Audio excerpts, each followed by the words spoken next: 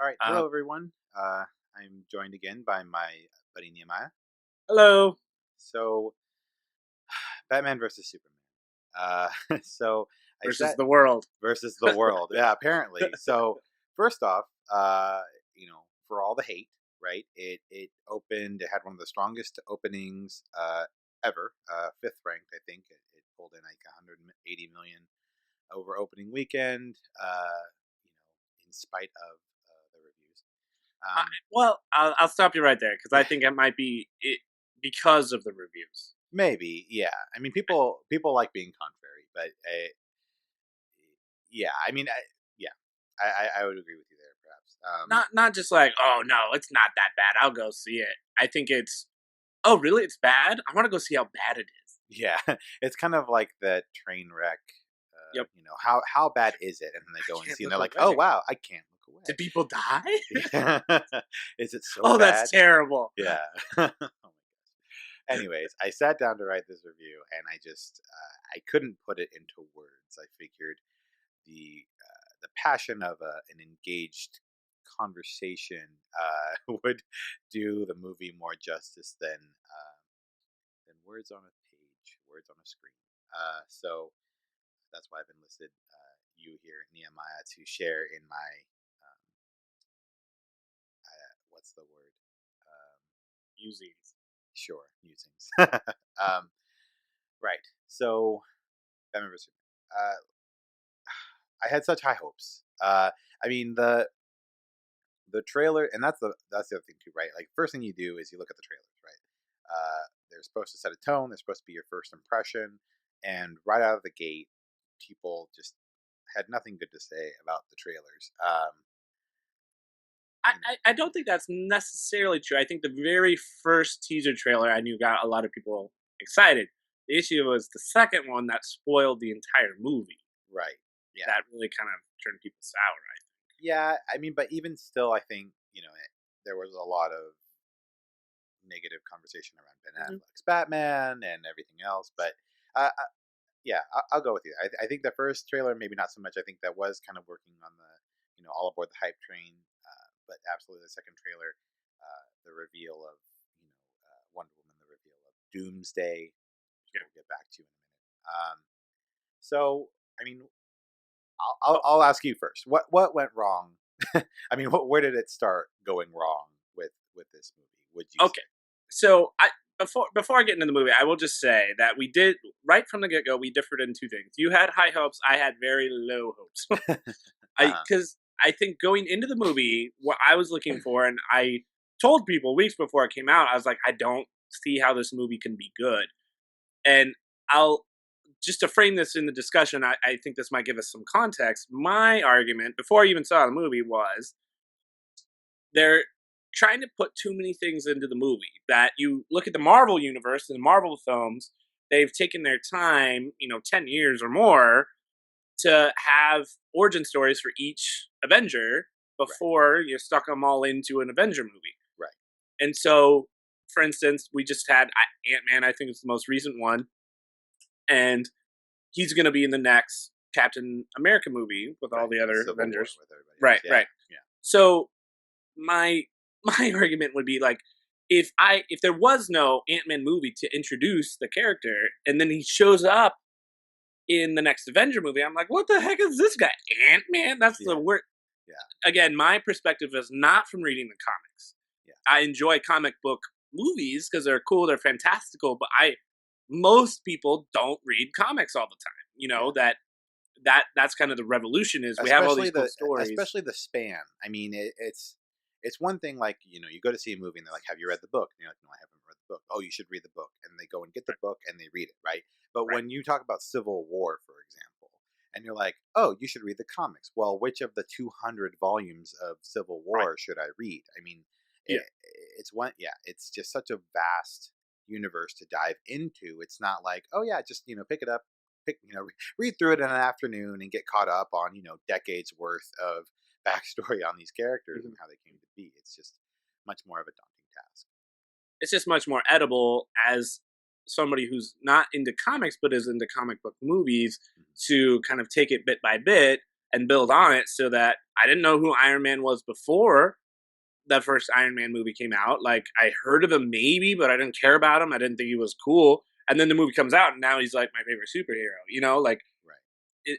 just the way that you present it is awesome. So if there was no Ant-Man, we go in the movie and we see this Ant-Man, and we're like, that is the dorkiest thing I've ever seen. What can he do? This doesn't make any sense. Right. He's Well, strong, even though he's why is he small. Like, strong? how But does he's that work? small. Yeah. Like, whatever. You don't have time to go through the origin story in that movie. You have to just assume that we already know.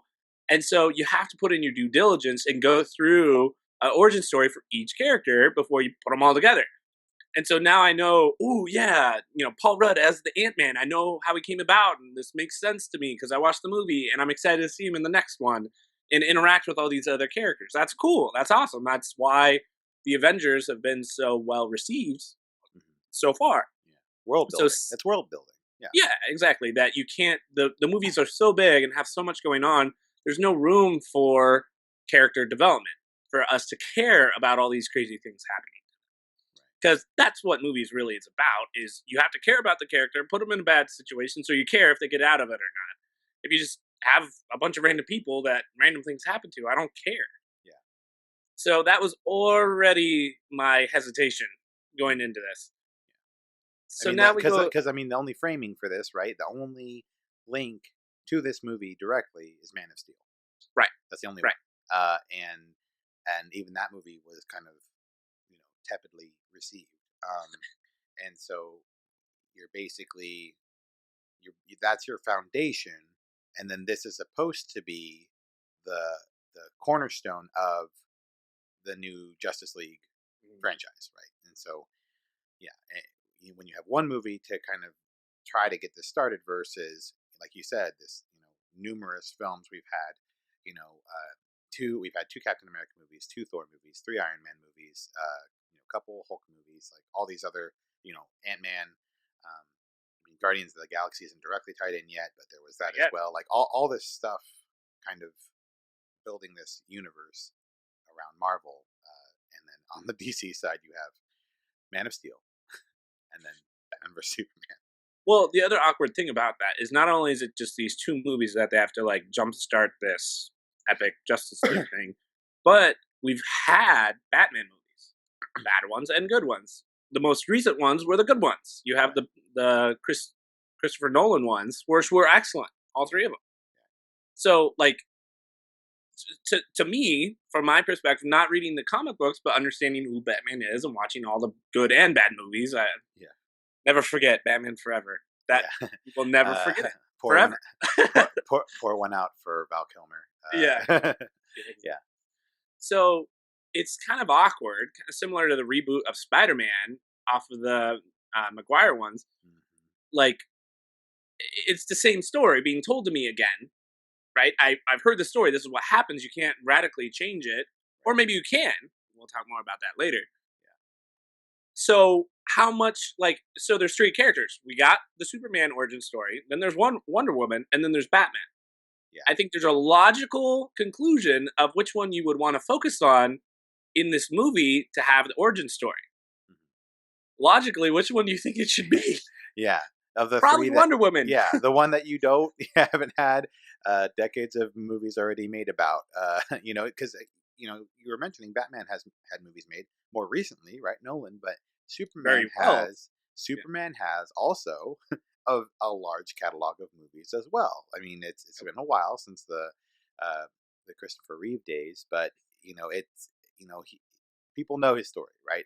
Even for someone who doesn't read comic books, they get the general gist of Kal-El and Superman and everything else, and so. And there's not a lot to Superman. I mean, let's be honest. Like, right, and we were talking about that a little bit before. Was that he's very. I mean, and people might be like, oh God, blasphemer. But Superman's pretty one-dimensional. He's pretty one-dimensional. Right. Yeah, he's one-dimensional as a hero. He flies. He's got super strength or whatever. He's more powerful as an idea of as a superhero than he is the complexity of Batman, for example, being a man, having his tools, basically using his wits and his extensive kung fu to money to win the resources. day, yeah, and Yeah. his resources to win the day versus, hey, I'm Superman. I very rarely come against an opponent that's overwhelmingly strong. Again, Doomsday, uh, you know, and could possibly defeat me. I'm just here basically to be like, hey, I'm a guiding light for heroes. Whereas Batman's more like I am the embodiment of justice. I can be vicious. I can brutalize people, etc. But in the end, he's still representing justice. Yeah, it's just two different, two different tones, two different uh, mindsets and moral compasses. I feel like, which was also I feel like a weakness in the movie in that Batman was. I mean, they both really. I mean, granted the. Oh, and by the way, if we, I don't think we said this yet. Spoilers, spoilers, I spoilers, almost mentioned spoilers. it, but Yeah, we'll write that all over the yeah. post. We'll do an intro to make sure that everyone knows. But from here on, spoilers. Okay. But Batman's having this nightmare of the Superman run world right during the movie, where they get kidnapped and he's like basically cuts guys in half with his heat vision or whatever. Um, and yeah, the justification apparently, or the explanation was that he lost Lois Lane and it turned him evil. Uh, but it's not Batman. Like it's the embodiment of Zack Snyder just not getting it. And I think that was probably the recurring complaint that we're seeing with fans of the comic books and even fans of quality movies was just that we, like you said, we didn't care enough about the characters and what they were going. I think the best way to really break it down, and I mean, if you're here, if you're listening to this, you want a good breakdown, I would imagine. Let's start toward the beginning. Let's just walk kind of through the movie, not scene by scene, but just kind of each character. I think there's a pretty easy way to break the movie down, I think, into 5 parts. And this is part of why I think it was so muddled and so long, is that you kind of have 5 stories going on. So maybe if we just kind of walk through those, you have Batman's story that we can start with. Right. Then there's Superman, kind of catching him up on what's been going on since the last movie and what he's doing, I guess. Mm-hmm. Then you have Wonder Woman, who's just like there. We can talk about that too. Yeah. Then we have Lex Luthor, and then we have Doomsday. And yeah. Well, we had Lois Lane. Lane Lois is Lane. like another one. Like I guess we can pair those two together. Superman, Lois Lane together, I guess, because she's kind of integrated into that story. Just 6 things, really. I don't. All kinds of things going on. Yeah. So let's start with Batman. Right. What was your impression of Batman as far as like all the flashback scenes, framing his origin story for the umpteenth time? Yeah. So what did you think? I liked Ben Affleck's Batman. I'm a big fan of Ben Affleck as an actor, as a director. I love The Town. I'm just a big fan of his work in general. Gone Girl, all that stuff. He was written in to, I mean, he was written into a bad role. Like he does Batman well, but the way that this Batman was made does a disservice to Affleck's, Affleck's representation. Not career necessarily. I'm sure Affleck will bounce back, but I don't know. I'm sure that it was all over the internet. There's this video going around of Ben Affleck. It's called Sad Affleck, right? Where he's getting interviewed with what's his name? Cavill. Isn't Cavill Superman? I don't. English guy. Henry Cavill. I don't remember. And they're getting interviewed, and they're basically talking to the actor who plays Superman, and Ben Affleck's got this 1,000-yard stare, and somebody put over Simon and Garfunkel's "The Sound of Silence," and he's just like gazing off, like, because the question was asked, hey, how do you respond to these critics, right? Yeah. There have been some reviews out. They're negative, mainly the negative so far. What do you think? And Ben Affleck just kind of like looks away and just kind of gazes off into the abyss, and the abyss stares back. 1,000-yard. Yeah, and the abyss stares back, and it's basically Batman vs Superman reviews. Yeah. But anyway, so big fan of Ben Affleck, like his Batman, but they framed the origin story again which, like you said, the recent movies are so current. Did they really need to do that? Is the Yeah, question. Like, I don't yeah. think they needed to. I think people understand Batman. I think they Mhm. understand where he's coming from. And even taking the 15, 20 minutes that they did to kind of build that foundation back up was time they could have been spending on other very important story related elements, Yeah. than the backstory that we've heard 1,000 times over. The thing that is frustrating to me is that you spend all this time on Batman's origin story, but from what I gather, this is like toward the end of his Batman career. Like he's been doing it for 20 years. He's been Batman Right. 20 years. That's what. So going to his origin story of like, oh, fear and justice and all Yeah. that. He's almost like burnout. I don't want to see a burnout Batman. It's not Yeah. like I don't know. He's irrational in his fear of Superman, and Mhm. Alfred's like, "Hey, remember you're a good guy.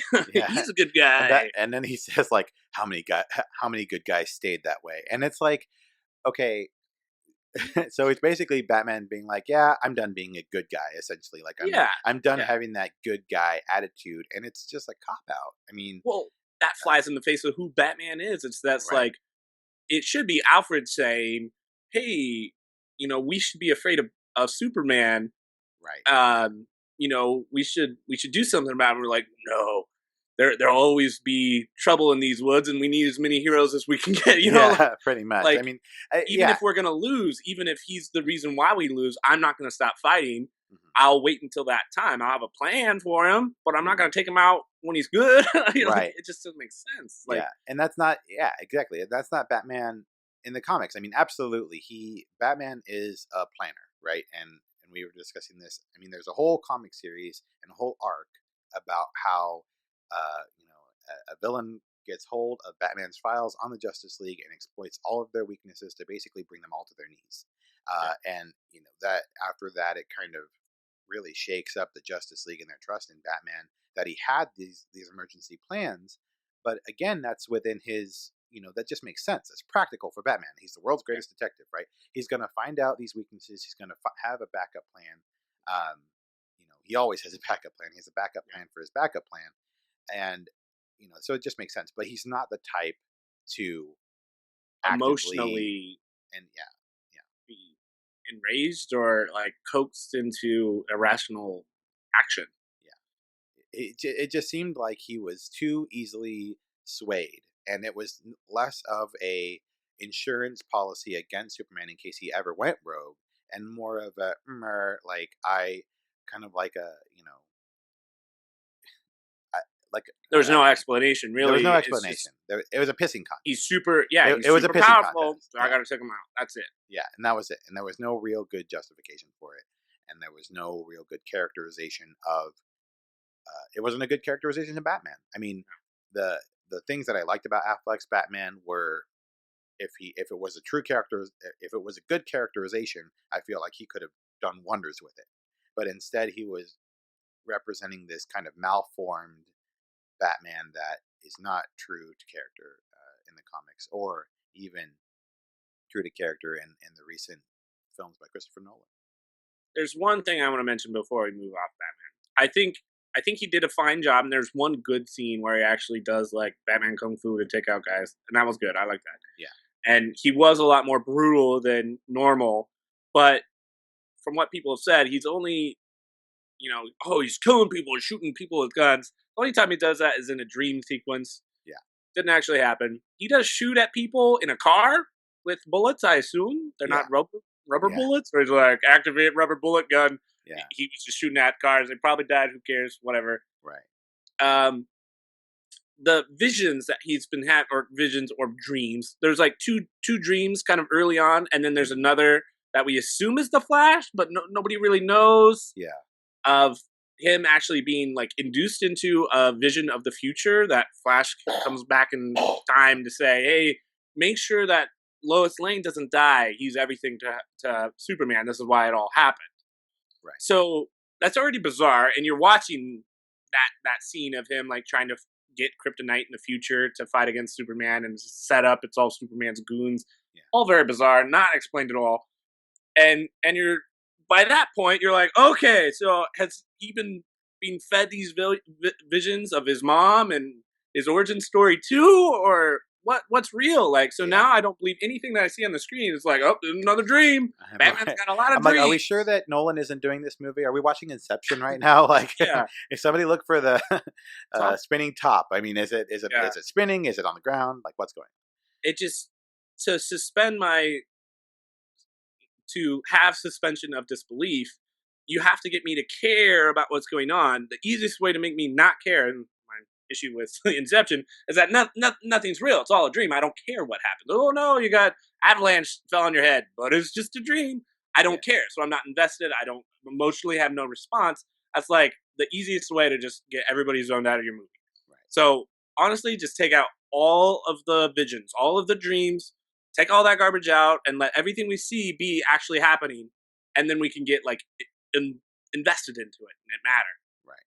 I That think was it would have been way more impactful if after that scene with the Flash and and the goons and everything else that like dystopian image he had, he didn't like wake up jolt from that desk like he was sleeping. It would have been way more impactful if he was like actually sitting there doing his encryption thing, and then all of a sudden lightning and yes, everything flies around, and then he sees that vision and he's like, right. oh wow, like he then we know gets it's real, and then we're like, oh, let's look for when Lois is in danger, and Batman has to decide whether to save her or right, not and then save her that for gives some other reason. gives meaning, and that gives weight to what he's doing, and he understands the severity of it, etc. And that's the other thing too. Well, I mean, the kind of going back to the Batman thing really quick again before we go away from it. There's just each storyline had like a lot of issues with it, but he's supposed to be a really smart guy, right? Bruce Wayne, Batman is not a dummy. He can put two and two together, and so the big and this kind of transitions into the Superman storyline, right? So there's this theory that someone is setting up Superman to take the blame for all these different atrocities, right? And so he has a former worker who is involved when Superman and Zod are having their battle royale in Metropolis, right? And he gets injured in a building and he loses his legs and he becomes bitter and cynical and everything else. And Bruce Wayne finds out that he has been returning basically his severance checks, right? Like they were still paying the guy, like he wanted to make sure that he was taken care of even though he was injured, and he had been returning them with these scrawled crazy man letters on them, right? Like you killed your family, and you've been fooled, like basically that he's an apologist for Superman or something. And so all this happens. He realizes what's going on. Superman's at Capitol Hill with the same crazy guy in a souped up wheelchair that was provided to him by Mr. Luthor. And then of course there's a bombing. Everyone dies except Superman because he's Superman. And then Bruce Wayne / Batman still is like, nope, gotta have a rumble. Still gotta throw down and fight him for whatever reason. Even though he knows, like this guy it's been all a setup. It's all been a setup. He knows that explosion wasn't Superman's fault. He knows that somebody has been doing all this stuff. Why? There's no explanation as to why they're fighting. And like if we're to take the movie as our only source of reasons, it's because Superman crashed into Bruce's building in Metropolis. Right. Yeah, and that's why. He's like, you broke my toy, and now you broke my building. Yeah, you broke my building. That's it. That's all we have to go on. Yeah, and it's again horrible characterization of Batman. Awful, awful, awful. Batman is not that petty.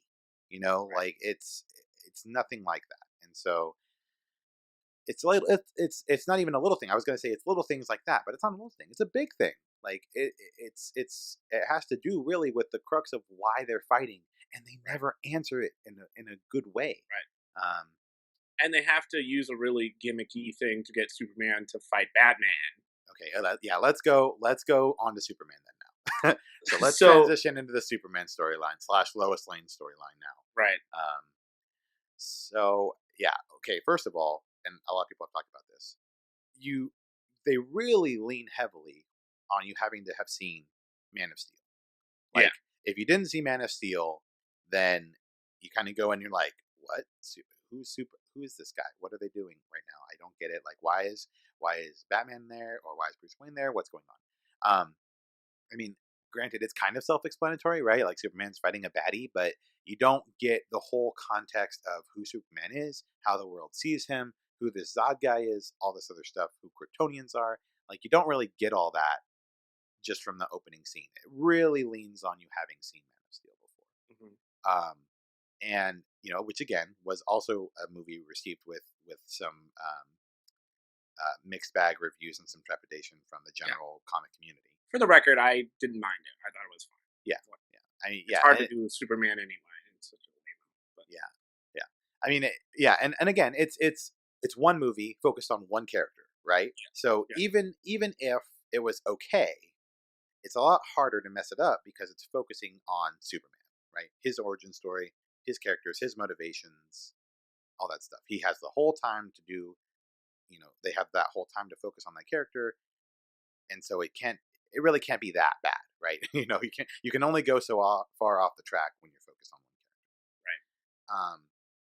So they're focused, that really relies on you seeing Man of Steel. And then just the God complex and the savior symbolism, and everything else was just so heavy-handed. And in the end, Superman just seemed so like helpless and pouty and just like being like swayed by all the other forces, like for being the strongest man, in the known, galaxy or whatever, right? Because they don't know all the baddies that have yet to arrive and approach. Right. For being as strong as he is and effectively the strongest guy, the strongest hero they know, he's just such a pushover in this movie. I don't know. What do you think? So, a couple things kind of annoy me. One, they are focusing on this political aspect of this Democrat senator who's just out to get Superman's balls, right? Which and hang them over her office. Which doesn't make sense to me because so the Zod in the first movie, the planet would have been completely destroyed. Right. So, pouty people, some buildings destroyed. You're welcome. I just saved the planet. Right. Yeah. Thanks, you ungrateful bastards. Yeah. I don't. So, what I don't understand is the whole Clark Kent, not even Superman, but the Clark Kent stuff, trash. Every time they're in the Boston Globe or whatever building they're in, it's just planet, oh my god, is that building just full of retards? Just it's so bad. No, you're gonna focus on the sports. Is that why he's going crazy? Is he's just got a crappy job? Is that it? Is that what you're trying to show? Yeah. Oh my gosh. I don't know. And then the Clark Kent, Mark aka Perry, Superman, is Batman's a vigilante. Mm-hmm. He just does whatever he wants. Doesn't go by the rules. Yeah. What the F is the senator saying about Superman? Yeah. Take the plank out of your eye, douchebag. That doesn't even make sense to me. Yeah. So it should be something more no, it should be this way. Maybe he's the one that's going to the government saying, okay, let's have a system of when disasters go on, I have a priority of I can only be in one spot at a time. Right. Whatever, let's try to do the most good. I can't get to everybody. And let the tension be to the people it doesn't get to. Yeah. Right? Yeah. And that's sense. Implied. I mean, that's implied, right? They were talking about how the senator, on the fake talk shows they were having on the movie, right? It's oh, so are you comfortable basically telling a grieving parent that Superman could have saved your child or whatever? And they were basically, she was basically saying, yeah, pretty much that was the stick they were trying to use on Superman was, if you're going to save somebody, you're going to have to save everybody. There has to be the system kind of developed, but they were just doing a horrible job framing it. An absolutely horrible job framing it. Right. because we never actually get to hear what Superman wants to do. He never talks to Lois and be like, "Hey, Lois, what should I do? Should I try to save everybody, save as many people as I can? Should I work with the government, try to save the most important things first? Yeah. Have some kind of like system to notify me what's going on?" Yeah. Should I get a government pager? You know, like. Yeah, yeah. Okay. All right, Second thing, two beeps for this or whatever. second thing, super annoying. They never explain this. He has the sixth sense when Lois is in danger. So she's out in the middle of the desert in some other country, and then guns are fired, and then he shows up. Was he planning to go there the whole time? Was he hiding in the bushes? Like, that is just super ex machina, really, really convenient. Okay, fine. And then Lex Luthor shoves her off a building. How does he know that she's the one falling? Does he have like a GPS on her? Like, Yeah. what's going He on? can Like, recognize the tone of her scream. I'm sure he's heard it like before when she's been in danger, the yeah, countless times beforehand. I guess. I guess. Yeah, yeah. Superman. I mean, like we are saying, that the character itself is kind of blah, right? Very one dimensional. We're familiar with the story, but that doesn't give you a reason to make this. I mean, to basically add to its flatness, and um, in addition to being boring, now it just doesn't make any sense. Like, you were starting to talk about earlier, right? So the climax, or the whole thing about how Superman is made to fight Batman is that Lex Luthor apparently kidnaps his mom, right? He's a mama's boy, and is like, okay, if you don't bring me the head of Batman, then she's gonna die. Dude, he's Superman. How does he not hear? How does he not know where she is? How does he not just Search the destroy whole Lex place. and search the whole city immediately with a supervision, find her and save her? Like, that makes absolutely no sense. None. Right. And that's why he goes to fight Batman. Yeah. But I feel like he has two options, just like he's got an ultimatum. Either talk to Batman and be like, "Hey, Batman, can you help me find my mom in the next hour? If not, I'm going to kill you." Right. Like, just make a deal with him, Yeah. like, whatever. Yeah. Or just kill him right from the get-go, which you could do, like, instantly. So he, like, "Hey, no, Batman, there's a reason." And then Batman has a bunch of tricks up his sleeve, and they start to fight for 8 minutes. But he never says, "Hey, I don't want to kill you. I'd be blackmailed to kill you," and then actually work it out. So obviously that's all there so that we can see him fight, but the fight's empty because while you're watching, you're like, "This doesn't need to happen." Yeah. Like, I like the visuals, but I I'm mean, not a it's empty, child to be that fair. I need to see a reason for them to fight. Right. It's not just the spectacle itself is not going to be enough. Right.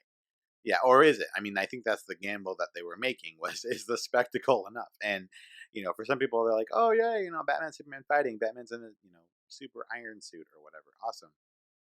But, I think for most, and this is why it's getting the, grip of negative reviews, is exactly that.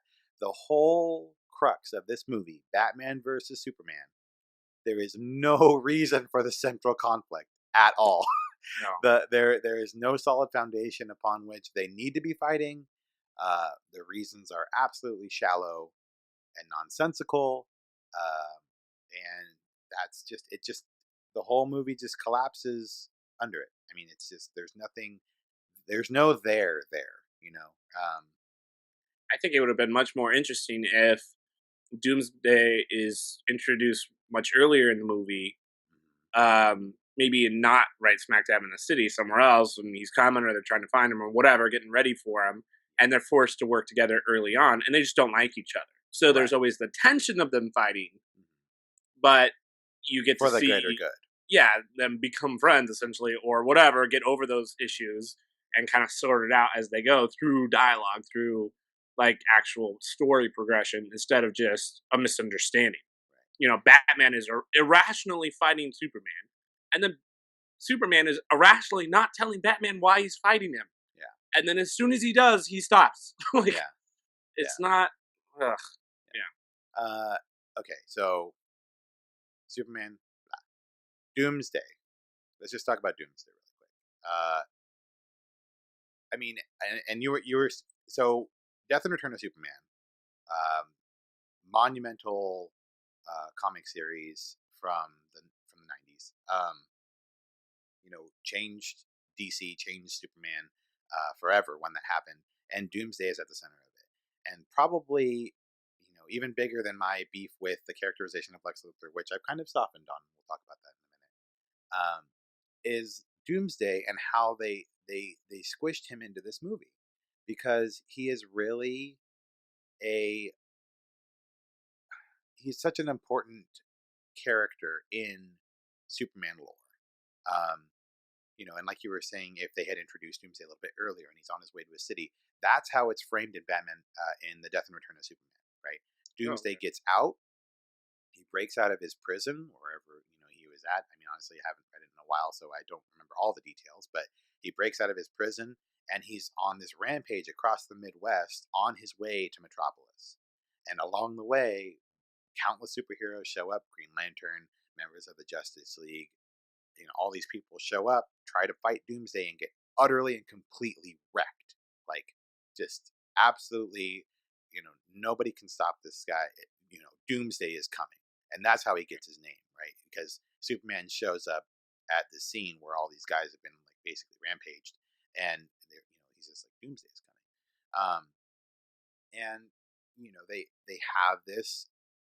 Superman realizes, and leading up to this too, again, world building and kind of lending credibility and foreshadowing.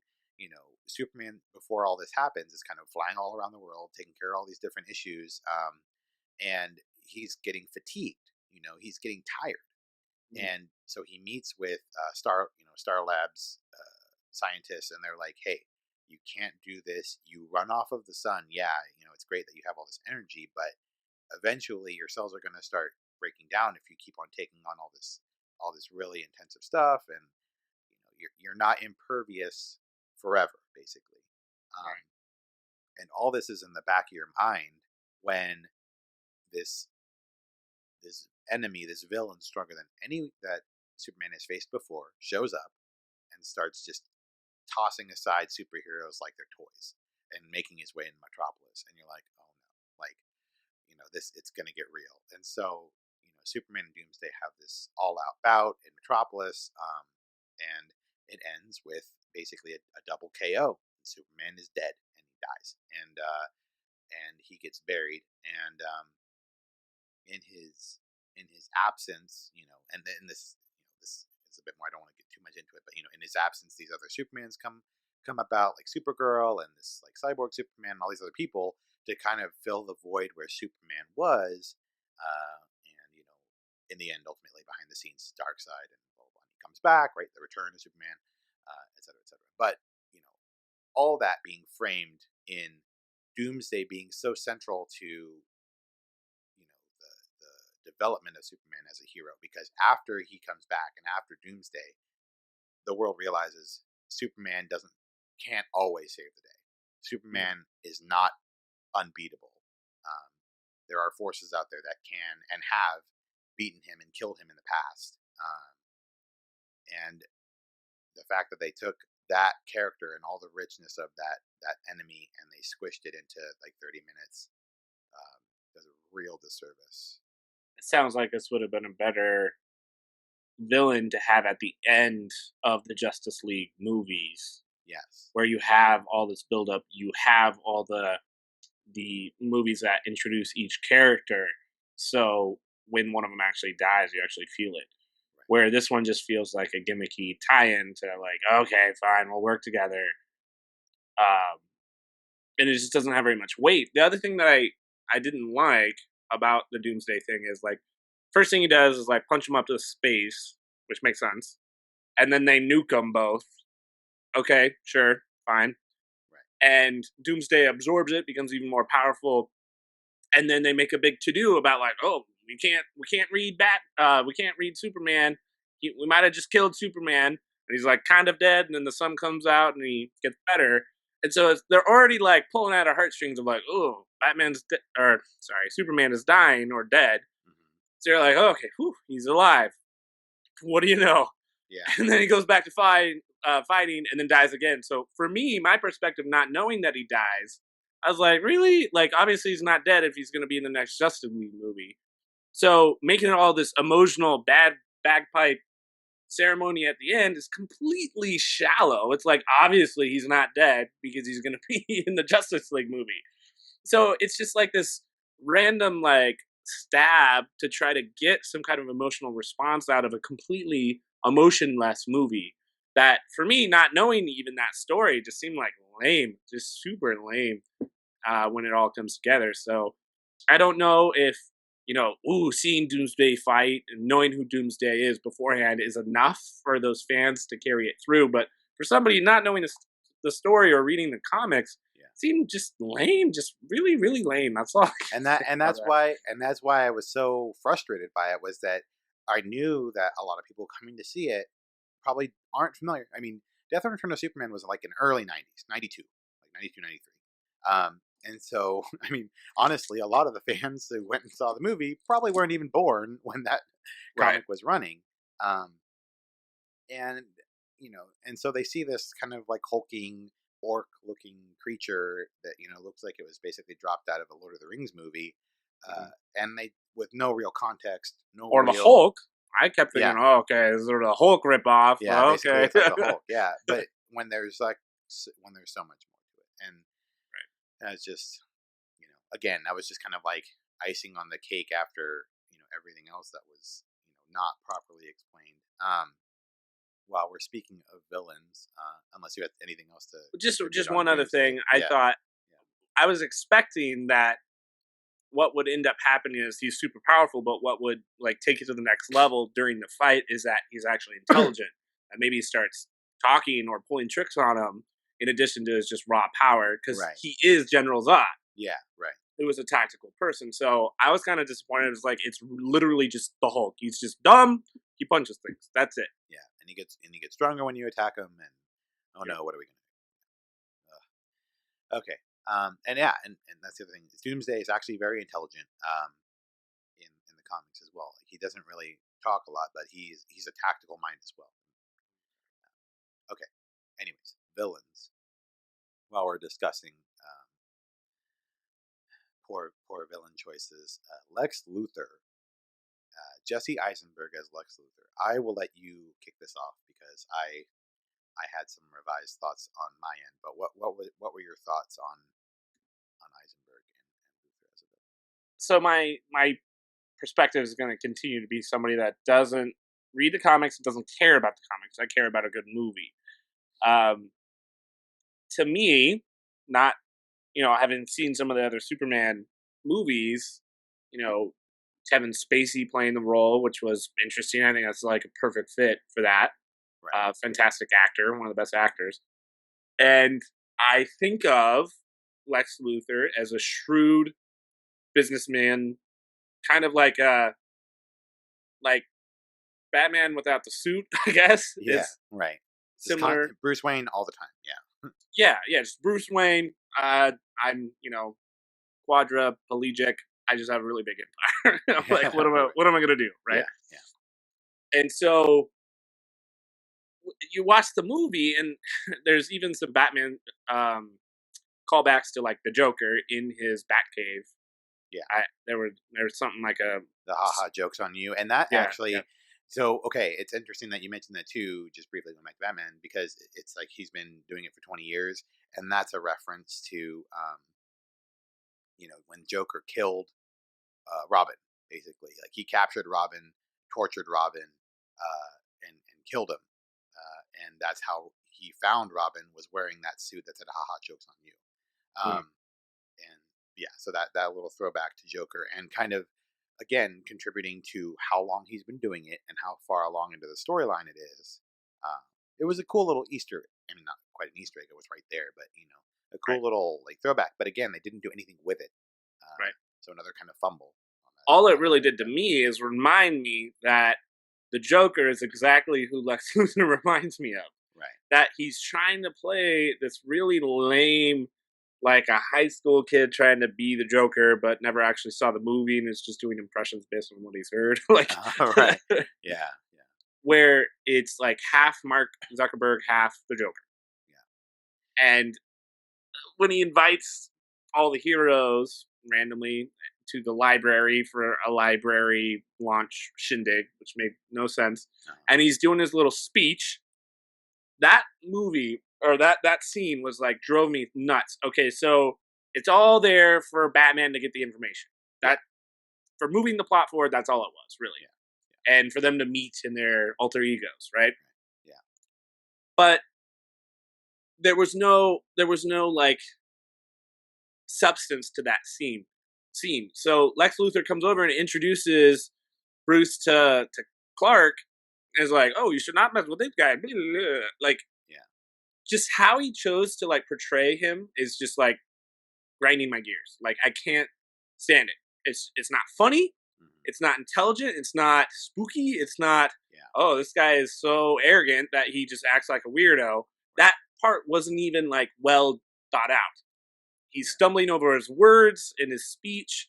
So usually that means that he's noticing things happening. Oh, like, oh, they're sneaking around my basement and I notice it and that's what distracts me. But they never show him like catch eye contact with that. He's just stumbling on his words for no reason. Yeah. Is that supposed to be funny? Is that supposed to frame us? Is that supposed to, ooh, this is a really serious criminal because he can't even give a freaking speech? Like, it just had no place. And so what's really funny, and I've been seeing this a lot too, is the scene where Lex Luthor is at his most chilling and his most characteristic is the scene where the Senate hearing where the bomb goes off. Oh yeah. And he's not even there. Yeah. And so that that's what a lot of people were saying was that, basically, the senator he's been having spars with, like she's like, oh, I'm going to block the import of your kryptonite, but it still gets in.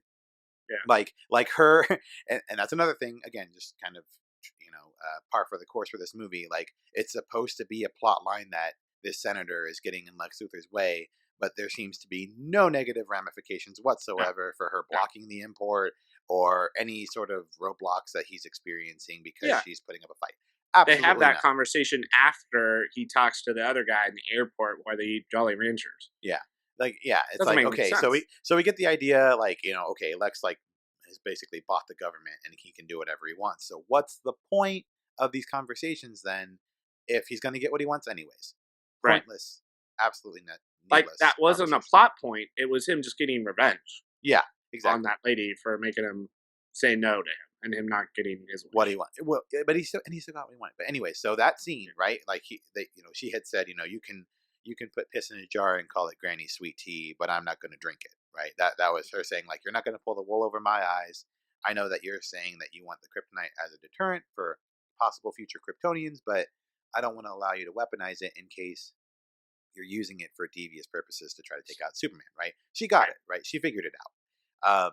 But she's the number one person that wants to bring Superman. Yeah, which again, kind of her knees. Yeah, doesn't make any sense at all. Yeah, continuing along that line though, right? So she's having the hearing, and on the desk there's a little jar with a yellow liquid in it, and there's like masking tape with writing on it, and you can't see it. And so she's starting the hearing. Superman's there in front of her. Crazy guy in the wheelchair is there in front of her, and she's talking, and then she gets distracted, right? Like you were saying, like as you normally would, right? You see something that is kind of off, and that's why your mind is kind of somewhere else, and you lose track of what you're saying. And she slowly turns the jar around, and it says Granny Sweet Tea on it, and it takes a minute, and I appreciated the impact of that scene because I could feel like, okay, it's about to get real right now. Like, something's going to happen, and then the explosion. I'm okay. Oh God, there it is, right? But it still kind of had that foreshadowing. It still had that, there's that dig from Luthor. You kind of, if you hadn't already, you should by now. But if you hadn't, you kind of put it all together, and you're like, oh, okay, like Luthor is doing all this, right? But yeah, the characterization just doesn't line up with what we've come to expect from Luthor, and that was my initial really negative take of Eisenberg's performance. However, I will play devil's advocate here and say that he's supposed to be playing Origin Luthor. And I've kind Is there a reason for that? Because the timing seems odd if Batman's at the end of his career. Right. And that's, the timing is just off. I mean, the two don't really, from my understanding, Luther and Bruce Wayne, like, they kind of exist in separate circles. So I mean, they're both extremely wealthy. And I asked my friends, like, okay, comic book fact check here, who's like wealthier? Because I could have sworn like one or the other is is actually the richest man in the world. I just didn't remember.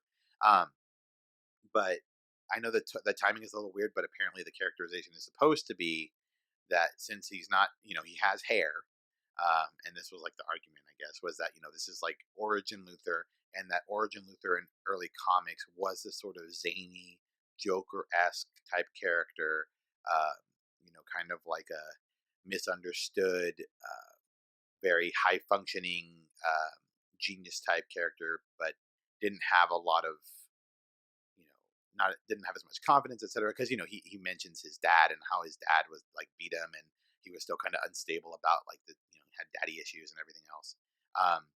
And by the time he's like Power Luther, right? Like the Luther I imagined when I went to Kevin Spacey Luther, that kind of confident, he gets what he knows what he wants. He gets what he wants.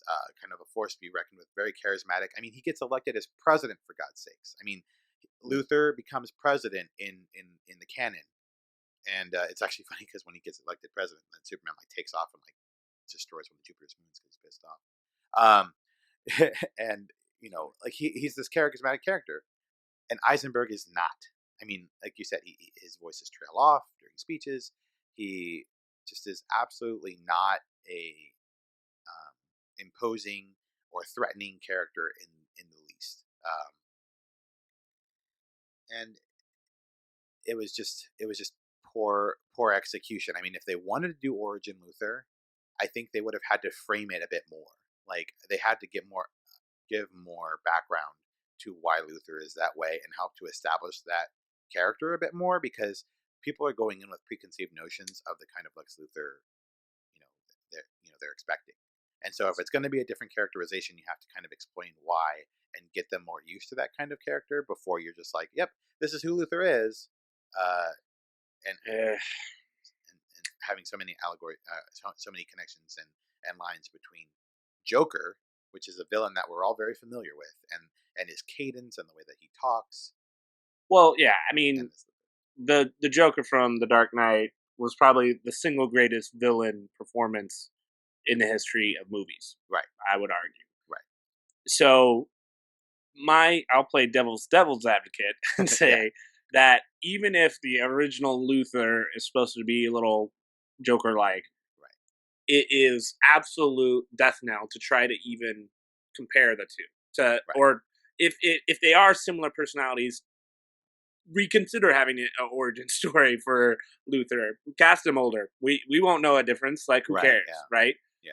We're already magically saying that Gotham and Metropolis are like across the river, or like we're changing facts left and right. Whatever, change this one. So I think the fact that vast majority of people expected something different, whether that's true to the comics or not, it's doomed to failure based on its closeness to the Joker, but then just being, excuse my French, you might have to bleep this, a shitty Luther. Yeah, right. Like, he's just really bad. Like, it's not interesting. It wasn't clever. It wasn't frightening. Like, I mean, asking for stuff. Heath Ledger's Joker was terrifying. Because, I mean, it was excellently done. Lex Luthor's performance was annoying. It was not even humorous. Like, it was just annoying. Like, it wasn't well done at all. There's nothing to back him up, like, the whole time. So, like, when the Joker goes into, like, all the mobsters in The Dark Knight, and they're like, who's this Joker? And the guy comes over and he kills him with a pencil. Then you're like, okay, this guy's for real, right? Like, he backs it up with just something, anything, right? With Lex Luthor, he goes to the guy in the airport with the Jolly Ranchers. That scene really bothered me, because all he did is he invited those politicians to his place saying, oh yeah, we've been doing stuff with kryptonite and we think we figured out this stuff. And then that guy comes over and is like, okay, what do you want? Yeah. Like, the fact that he wants the kryptonite is something to be bartered with. Right. He has nothing. Like, Yeah. I have scientists. Okay, there's scientists all over the world. Why don't I go to the guy with the actual hunk of rock and get my own scientists to work it out? Thanks for telling me that it's good against the bad guys. And again, Like, it's bad framing. Again, I think the implication, right, with the political landscape that we're in, is that Lex Luthor is a very rich guy, and that he's getting what he wants, most likely because he's offering money to this guy, whoever this guy is, right? And so he's like, so what do you want? And he's like, I want this, and I want this, and I want this. And the guy's like, okay, sure, because you know, I'll let you again, put a again, Jolly we're having Rancher to in my mouth. stretch. Like, that's if it's I have your family, then I get to put all the Jolly Ranchers I want in your mouth awkwardly. Yeah. But if it's just I'm trying to do a business deal and you can say yes or no, obviously he's a politician, he's making out fine. You wouldn't disrespect somebody like that. It just he didn't have any power. He didn't actually have any power. He's a weirdo, but that doesn't make you powerful. Right. It's not like he had a gun in his pocket of, oh, this is what I want, this is what I want, and you're getting the deal. That's fine. Whatever, just something. Like, Yeah. threaten him first. Yeah. Say, oh yeah, how's your wife and kids doing? What is it, Martha and Jimmy? Yeah. And then have the conversation. That's all I need, because that Yeah. tells me that he's done his research on his people and he had something on him. But just being weird and creepy alone doesn't do anything for me. I don't know.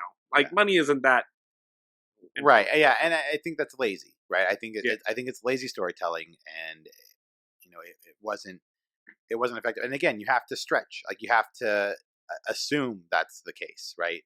And that doesn't, again, it doesn't lend a lot of strength to those threats. It doesn't really make a lot of sense as to why he's doing all those things, and it just goes back to why they even are having these conversations. There's a lot. Yep. There are a lot of plot points. There are a lot of entire storylines and long stretches of scenes that don't need to be there. Nope. Like, they're doing nothing for the show. They're doing nothing for the movie at all. And once you're done, you're just kind of like, I'm upset. I want that 3 minutes of my life back, because that did nothing for me. That did nothing for the movie. And it's like, okay, it's like, Snyder, how long do you want this movie to be? I want it to be 2.5 hours. Great. Let's just put together these random scenes with words, do a word salad, and like, say that it's advancing the plot. And it's not. It's just a lot of filler. Fluff. Yeah, that just makes it worse and worse. Like, small change, if I have to use my imagination to fill in the blanks. Right. What if the guy's dealing with the male politician and say, what do you want? I want this, this, this, and this. And he says, okay, what I want is to be the senator over this lady, right? So then it's like, he's not doing revenge. Yeah, he's killing her. He's blaming it on Superman, and it's all this like genius stroke. And then finally the guy lets him get the kryptonite. That would make sense. Yeah. Like, yeah. Make him smart. There's nothing he does is smart. They don't explain how he knows everything he knows. Like, why does he know who Clark Kent is? Why does he know who Batman is? Like, he just has that information. We're just take it for granted. He's a smart guy. He figured it out. And he just don't worry about it. he cuts the fingerprints off Zod, and then gets into the ship, and it basically just uses the ship, and assumes that he uses the computers and the knowledge of tens of thousands of galaxies and all that stuff to get the one up, get the leg up on him or whatever. I mean, just so much lazy storytelling.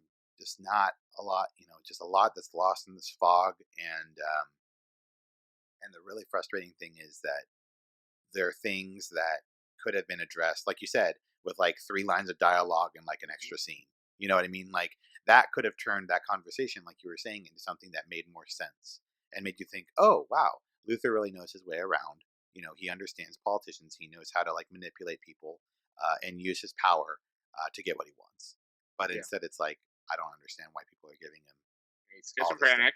He's schizophrenic, and he's like, don't worry about it. Yeah. All right. So we're being chatty Cathy's about all this. Okay. Biggest thing. Wonder Woman. Yeah. Who the hell is Wonder Woman? Like, what is going on here? Like, okay, so we talked about this before, right? Batman, we get it. We know the origin story. Hell, there was a great trilogy of movies within the last 5-6 years. All about Batman, all about it, love it, right? Superman, come on, it's like we get it, we know where Superman came from. Wonder Woman is a little bit more niche, right? Yeah. Like Yeah. it's a comic book character, it's a hero that we're not TV as show. familiar with. Yeah. Maybe the TV show from the 70s or 80s or whatever, like people might remember that, but they don't, they don't really know who she is. They don't know her weapons. They don't know her story. Um, and And we still don't. we still don't. We still have no clue, no Nope. clue at all. And that was just an absolute cluster in this movie. Was that they introduced this character, this very like, she tells Bruce Wayne like, oh, I don't think you've ever met anyone like me before, blah blah blah, like very exotic, very secretive, etc. And they take no time or energy or effort to explain who she is. Um, Gosh, it's just more so than Luther. Because at first I walked out of the movie pissed off about Eisenberg as Luther, right? Yeah.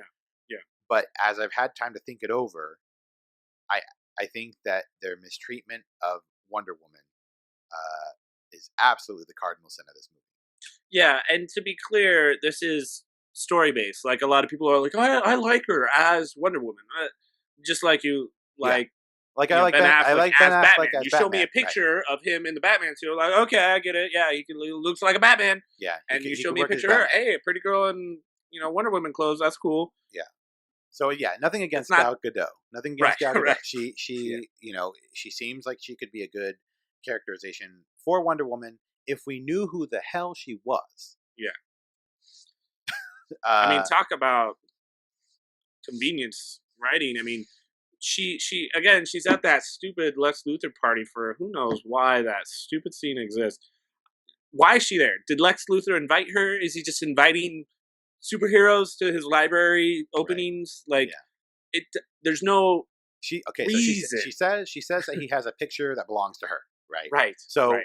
how did he get the picture? How does she know that he has Right. it? Like Right. all these questions that aren't being answered. And there's something to be said about questions that don't get answered, right? There are certain movies that Sure. can do that to lend mystery, to build tension or drama or whatever. But you could compile an omnibus of questions that are not answered in this movie. Yeah. And they're not like little questions like, oh, how'd this little thing happen? It's like, no, what are the motivations Why is this person for this character? Why is this person here? Like, what is going on? Like, It's these are literally big like- questions. Yeah. And Like he was halfway through the script and then got a phone call from the studio and be like, "Hey, you need to squeeze Wonder Woman into the movie." yeah, Really? Are you sure? Yeah, dude, we gotta catch up to Marvel. Like, yeah, we don't got real time to make a quick. Wonder Woman movie. We don't got Yeah. time for that. We don't Oh, got by money the for way, that. you have to introduce Aquaman and the Flash. Yeah. Without actors. Yeah. So, good luck on that. Yeah, and that whole thing too. I mean, so never mind the fact that Wonder Woman basically gets glossed over. Shows up during the big to-do fight with Doomsday with her magic sword and shield and bracers and lasso, and no explanation what her powers are. Yeah. No Look, explanation what they do. Obviously, I hope. I mean, you can't. Maybe there's gonna be an origin story. Maybe the reviews on this movie tell them that they need to make an origin story for her because it literally makes zero sense to me. So, Doomsday eats a nuke, right? Yeah. He's being punched numerous times by Superman when Yeah. he's healthy early on. Yeah. And she has a sword that cuts his arm off. Right. So Her sword can cut him. Yeah. give the and- sword to Superman and he can just slice and dice that guy. Like, is the sword magical? Like, I don't understand. That doesn't make any sense to me. Like, Right. And yeah, and what's her ability? Yeah. She's strong. She leaps far. Is she Superman strong? yeah, Is she half a Superman? yeah, Like- She lives a long time. yeah. Obviously, I mean, like, that's the thing is, the picture is like 100 years old and she looks exactly the same, right? Yeah. There's no explanation for her powers. There's no explanation as to, she says like she walked away from humanity 100 years ago. Yeah. No explanation as to why. And somebody stole a digital picture of you. Yeah. And that brings you out of your cave and you're randomly showing. did he invite you? He knows who you are. He has a picture and a file on you. Yeah. Wouldn't he be like, "Oh snap, she's Yeah. here, she's gonna She's kill me"? here. I've lured her out to capture Yeah. her for my zoo of metahumans. Ugh. Um, and then there's the and that yeah. So there's that, right? Like Wonder Woman just absolutely getting glossed over. And then there's this like folder on metahumans in Lex Luthor's server where it's like, okay, guys, so we're gonna get everybody hyped about the next movies in Justice League by showing little like 10-second clips of the other metahumans that are going to be in the Justice League and getting everybody all excited. Um, when really, again, it was just very lazy. Like that was not needed. For Um, you know, lines that you're gonna watch. yeah, it was not needed to see the little security camera of the Flash and to see Aquaman, sending a underwater drone flying and all this other stuff. Like they need to take the time. They're trying to rush through getting this universe off the ground, and if they expect to compete with Marvel, it's not how that's not how it's going to happen. Right. I mean, this goes back to the beginning. Like, you just can't do this. You have to put in your dues. Yeah. Next 10 years, have origin stories for all these characters so that we care about them and they have the proper character development. Right. If we had Man of Steel, and then we had a Batman movie, and then we had a Wonder Woman movie, and then we had a Flash, whatever, in the Flash or whatever, and then it's like, okay, cool. Now we bring them all together to fight Doomsday. They all get wrecked or injured or whatever, and then Superman takes them out and dies. Whoa! Now we have another set of like a cycle 2 in a world without a Superman. Super interesting. Yeah. And then and everything and then leading up to the next Justice League movie, which is possibly the return of Superman, and then Darkseid or whatever. Like all this stuff, like that would be an awesome cycle. Mm-hmm. But instead, it's like, nope, we're gonna throw in Wonder Woman. People will just be impressed that she has like magical bracers and can cut through Doomsday for whatever reason, and she looks pretty, and then we'll just kind of go from there. But anyways, we've now digressed for over an hour. It needs it though. I mean, yeah, they wasted 2.5 hours. We just wasted 1 hour of your life. Yeah. You could just listen to this. Okay, if you're not interested in going, keep your $12. Keep your $12. Keep your $12. Save it for Civil War. That has actually a universe to build off of and out the characters. Hawk, it'll be even better. It's great. Yeah. Oh my god. Anyways, okay. Well, I had to chat it out with somebody because I couldn't. I couldn't put it all into words. If I typed all this out, it'd be like Dostoevsky. I mean, it would be like freaking Tale of Two Cities in print. Have far less plot holes, though. Yeah, far less. Anyways, as always, thanks Nehemiah for musing along with me on this. I wish I could say that I look forward to seeing if DC learns their lesson, but I feel like they are not.